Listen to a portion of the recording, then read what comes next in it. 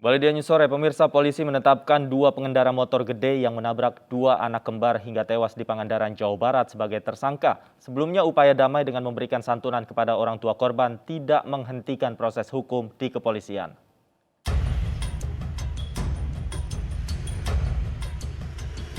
Polisi telah menetapkan dua orang pengendara motor gede yang menabrak anak kembar hingga tewas di Pangandaran, Jawa Barat sebagai tersangka. Penetapan tersangka berdasarkan hasil gelar perkara yang dilakukan oleh polisi. Kedua tersangka AN dan AG warga Bandung yang sedang mengikuti kegiatan bersama rombongan pengendara motor lainnya menuju ke Pangandaran. Keduanya kini telah ditahan polisi. Dan akhirnya sudah ditetapkan sebagai tersangka. Dan juga tersangkanya sekarang dilakukan penahanan di Polres Ciamis. Jadi sesuai dengan alat bukti yang kita peroleh, baik dari cek TKP, kemudian kondisi jalan, kemudian faktor dari teknis kendaraan. Nah, diperoleh ada kelalaian dari pengemudi, sehingga bisa ditetapkan sebagai penyebab kecelakaan tersebut. Sebelumnya, kedua pengendara motor gede sudah berdamai dengan orang tua korban. Meski orang tua korban sudah menerima permintaan maaf pelaku dan mengikhlaskan kedua anaknya, proses hukum di kepolisian tetap berjalan. Dari Bandung, Jawa Barat, Mujib Prayitno, iNews melaporkan. Sidang terdakwa Kolonel Priyanto dalam perkara tabrak lari 2 sejoli di Nagrek kembali digelar dengan agenda pemeriksaan saksi. Auditor menghadirkan 9 saksi, termasuk bawahan terdakwa dan ayah korban.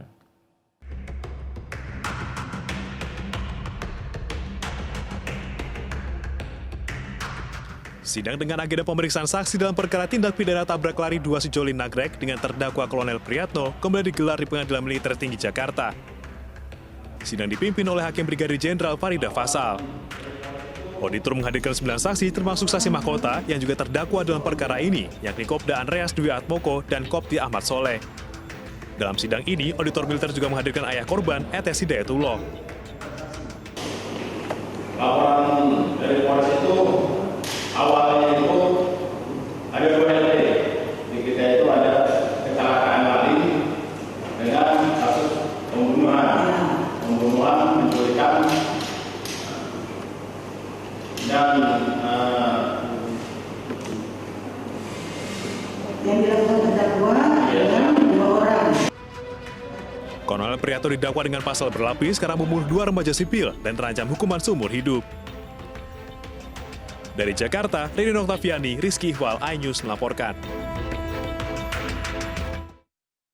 Densus 88 Polri menangkap seorang aparatur sipil negara di perumahan Samawa Village, Kecamatan Sepatan, Kabupaten Tangerang, Banten.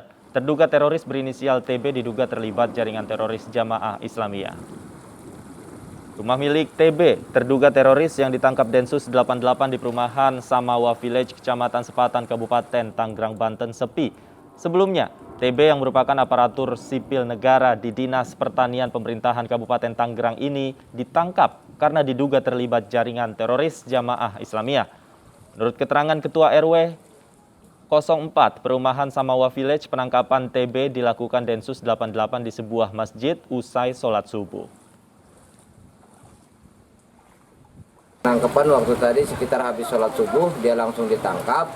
Istilahnya, jadi ibunya kagak tahu penangkapan dia, ibunya nyusul ke masjid, jadi udah nggak ada bapaknya, jadi pulang lagi sekitar jam 7 baru penggeledahan gitu dari Densus 88. Yang dibawa apa aja Pak? Yang dibawa sekitar waktu itu yang dibawa 4 buah buku, 1 buah ATM, 1 buah HP, dan 1 buah buku tabungan. Jadi 7 buah semuanya. Sementara itu pemirsa, hari ini Komnas HAM memanggil tim Detasemen Khusus 99 Anti Teror Polri. Mereka akan dimintai keterangan terkait penembakan tersangka teroris Dr. Sunardi. Penembakan tersangka teroris Dr. Sunardi di Sukoharjo, Jawa Tengah berbuntut panjang. Densus 88 dipanggil Komnas HAM untuk mengkonfirmasi peristiwa penembakan ini. Dirdisdik Densus 88 Brigjen Heri Heriawan dan tim tiba di kantor Komnas HAM siang tadi. Pertemuan berlangsung secara tertutup. Sebelumnya Densus 88 menembak seorang dokter bernama Sunardi di Sukoharjo, Jawa Tengah 9 Maret yang lalu. Sunardi dinilai melawan saat akan ditangkap karena menjadi tersangka terorisme.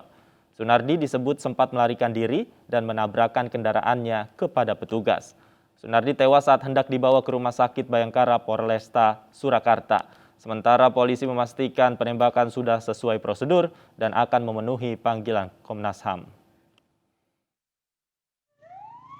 Acara pemeriksaan dari tersangka-tersangka sebelumnya yang menyebutkan nama dan organisasi yang bersangkutan itu sudah kita tunjukkan ya, di bagian mana, dan sebagiannya sudah ditindaklanjuti dengan vonis yang bersifat ingkrah terhadap tersangka yang sebelumnya itu. Ini salah satunya. Mungkin kita tidak bisa berikan semua, tapi saya yakinkan bahwa jumlah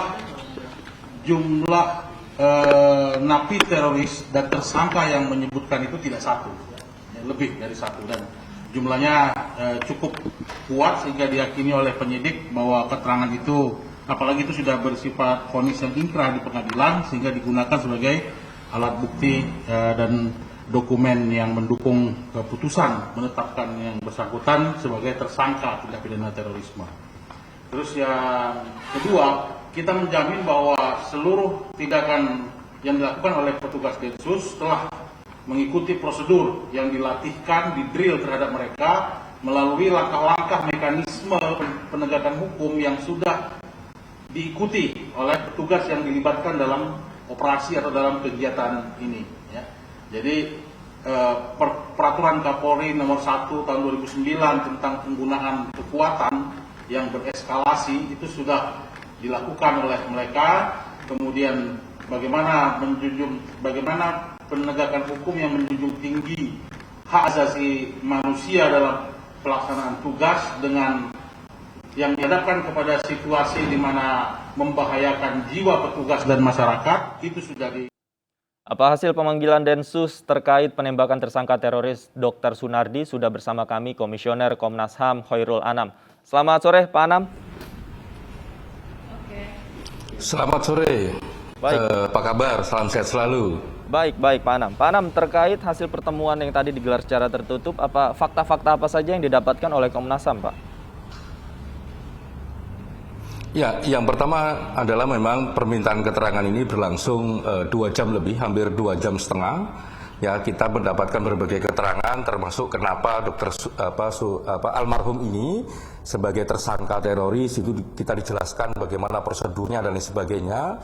Terus kenapa kok ini dianggap anggota teroris, anggota Jamaah Islamiyah, kita juga diberikan berbagai keterangan. Terus juga diberikan beberapa dokumen-dokumen, pertemuan-pertemuan gitu ya, ditunjukkan itu, termasuk yang paling mendapatkan sorotan publik kan kenapa kok sampai ada penindakan sampai meninggalnya orang. Itu juga diberikan berbagai keterangan, termasuk juga kami tadi diputarkan video yang sebagian videonya juga kita minta untuk bisa dipublikasi, dan tadi waktu kita preskon bersama antara Densus dan Komnas HAM itu juga sempat diputar. Itu.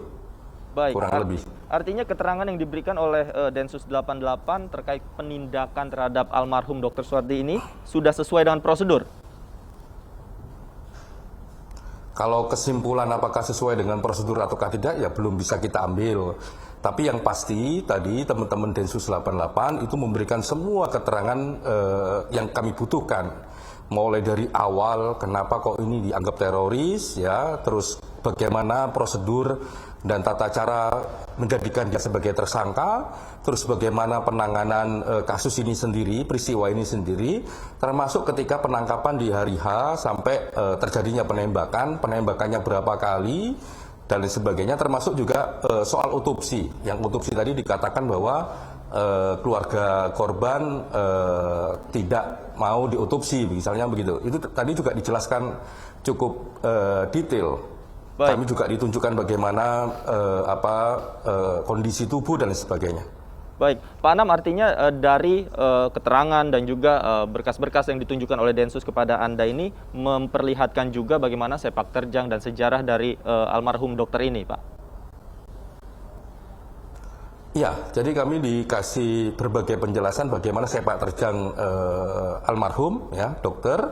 Kami juga ditunjukkan bagaimana sepak terjang organisasinya, dan kami juga ditunjukkan bagaimana dinamika pas hari H. Karena pas hari H itu sebenarnya ini ada satu peristiwa yang sama berkaitan, ya, antara di DKI sama di Sukoharjo sana. Di DKI juga ada penangkapan pagi harinya, sore harinya di Sukoharjo dengan satu benang merah peristiwa yang sama. Tadi juga dijelasin begitu. Jadi soal Dr. Sunardi ini yang oleh Densus dijadiin tersangka terorisme itu sebenarnya nyambung dengan yang ada di DKI Jakarta dengan inisial AD. Baik, betulkah pada saat penangkapan itu juga Dr. Sunardi melakukan perlawanan? Tadi juga dijelaskan, Pak. Ya, kami tadi dijelaskan demikian, termasuk juga ditunjukkan bukti-buktinya, termasuk diputarkan video. Nah, makna perlawanan ini yang pertama adalah melarikan diri, yang kedua adalah menabrakkan mobilnya petugas, maupun mobil masyarakat umum, maupun sepeda motor masyarakat umum, maupun pagarnya masyarakat umum. Itu ditunjukin tadi. Dan termasuk juga video yang tadi kami putar bersama-sama video itu. Jadi video itu menunjukkan misalnya bagaimana awalnya petugas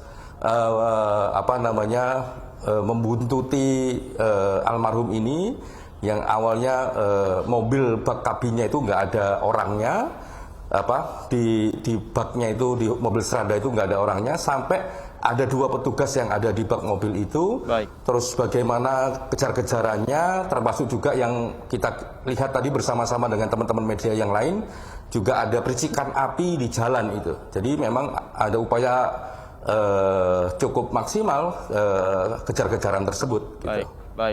Baik. Nanti artinya Komnas HAM juga masih akan menggali keterangan begitu ya, Pak Anam. Setelah ini, apalagi nanti yang akan dilakukan, meminta keterangan dari pihak mana lagi, Komnas HAM, Pak Anam?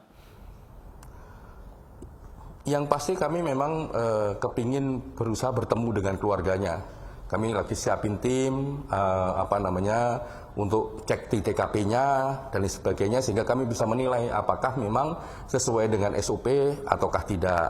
Tapi yang pasti tadi, kami terima kasih kepada Densus yang membuka semua informasinya kepada kami, termasuk kepada publik secara luas, pemutaran video itu. Karena pemutaran video itu belum ada sama sekali sebelumnya. Tapi kita tadi saksikan bersama-sama secara terbuka dengan teman-teman media juga, bagaimana kronologi yang penting dalam hotspot pengejaran, penindakan hukum kepada Dr. Sunardi. Ya, oke. Baik, nanti kita tunggu terus bagaimana kesimpulan dan penilaian akhir Komnas HAM terhadap kasus ini. Terima kasih Pak Anam sudah bergabung bersama kami di iNews Sore. Selamat sore. Pemirsa, warga mengantri untuk mendapatkan sembako murah di kantor Dinas Pertanian dan Ketahanan Pangan Kabupaten Tuban Selasa pagi. Kericuhan terjadi saat emak-emak ini tidak sabar mengantri dan berdesak-desakan saat memasuki pintu pagar kantor dinas. Kualitasnya baik, silakan ada pada hari ini. Warga di Kabupaten Tuban, Jawa Timur berdesak-desakan memasuki pintu pagar kantor Dinas Pertanian dan Ketahanan Pangan demi memburu minyak goreng. Mereka berusaha mendorong pagar sekuat tenaga yang dijaga para petugas. Kericuhan pun sempat terjadi karena warga tidak sabar mengantre, meski sudah diatur dan berjajar dua-dua. Petugas kewalahan menahan warga yang terus merangsek dan mendorong pintu pagar yang telah dijaga petugas agar tidak jebol. Petugas menggunakan sistem antrian 20 warga yang diperbolehkan masuk duluan, untuk kemudian antre membeli sembako murah untuk menghindari kerumunan. Apa ini, Bu? Saya antri sembako. Apa aja nih yang diambil? Beras, gula, bawang, minyak, terutama minyak. Udah itu aja saya. Kalau harganya gimana, Bu? Harganya lebih murah dari pasar. Di halaman kantor Dinas Pasar Murah Pertanian dan Ketahanan Pangan Tuban, warga boleh membeli kebutuhan lain seperti beras, telur, minyak goreng, gula, dan cabai yang akhir-akhir ini harganya merangkak naik. Warga berharap pasar murah seperti ini sering digelar untuk meringankan beban mereka. Dari Tuban, Jawa Timur, Pipit Wibawanto, iNews melaporkan. Warga di Makassar, Sulawesi Selatan rela berdesakan di sebuah toko untuk mendapatkan minyak goreng murah. Minyak goreng curah dijual seharga Rp11.500 per kilogram.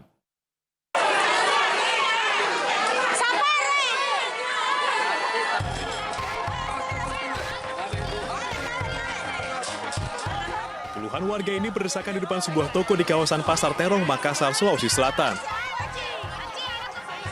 Mereka rela mengantri dari pagi hingga sore untuk mendapat kupon minyak goreng murah. Minyak goreng curah dijual Rp11.500 per kilogram. Warga hanya diperbolehkan membeli minyak goreng maksimal 5 kg per orang. Sampai jam 7, dari pagi. Dari jam 10, Bu. Sampai sekarang dapat. Teman-teman, nggak pernah lagi kalau tidak dikasih. Meski toko sudah membatasi pembeli dengan membagi 10 kupon setiap 30 menit, kerumunan warga tetap saja terjadi. Beberapa warga memilih pulang dengan jerigen kosong karena tidak mampu mengantri terlalu lama. Dari Makassar, Sulawesi Selatan, Andi dari Sumbu, iNews melaporkan.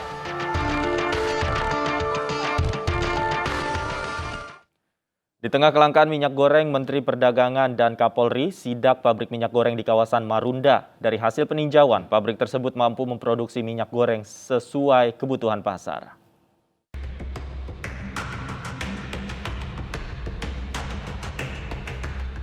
Selasa pagi, Menteri Perdagangan Muhammad Lutfi bersama Kapolri Jenderal Listio Sigit melakukan kunjungan mendadak ke pabrik minyak goreng di kawasan Marunda, Jakarta Utara. Mereka mengecek ketersediaan minyak goreng yang akan didistribusikan kepada masyarakat.